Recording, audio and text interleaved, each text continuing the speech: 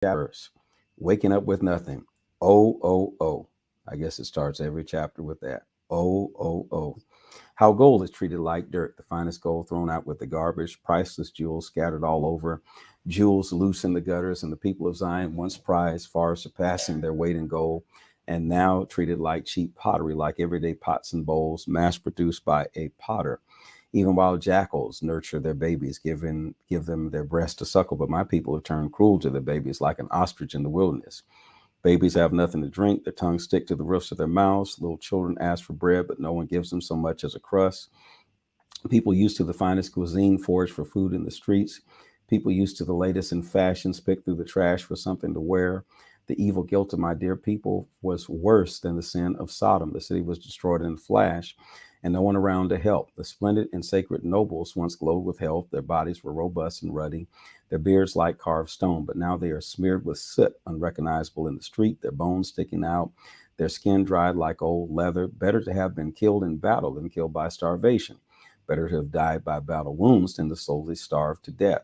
Nice and kindly women boiled their own children for supper. This was the only food in town when my dear people were broken. God let all his anger loose, held nothing back. He poured out his raging wrath. He set a fire in Zion that burned it to the ground. The kings of the earth couldn't believe it. World rulers were in shock, watching old enemies march in big as you please right through Jerusalem's gates because of the sins of her prophets and the evil of her priests who exploited good and trusting people, robbing them of their lives. These prophets and priests blindly groped their way through the streets, grimy and stained from their dirty lives, wasted by their wasted lives, shuffling from fatigue, dressed in rags. People yell at them, "Get out of here, dirty old men. Get lost. Don't touch us. Don't infect us." They have to leave town. They wander off. Nobody wants them to stay here. Everyone knows wherever they wander, they've been kicked out of their hometown. God himself scattered them. No longer does he look for them. He has nothing to do with the priests. He cares nothing for the elders.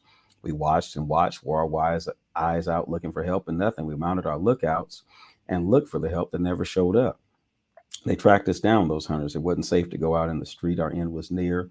Our days numbered. We were doomed. They came after us faster than eagles in flight, pressed us hard in the mountains, ambushed us in the desert. Our king, our life's breath, the anointed of God, was caught in their traps. Our king, under whose protection we always said we'd live. Celebrate while you can, O Edom. Live it up in us, for it won't be long before you drink this cup too. You'll find out what it's like to drink God's wrath. Get drunk on God's wrath and wake up with nothing, stripped naked. And that's it for you, Zion. The punishment complete. You won't have to go through this exile again. But Edom, your time is coming. He'll punish your evil life. He'll put all your sins on display. The book of Lamentations, chapter 5. Give us a fresh start.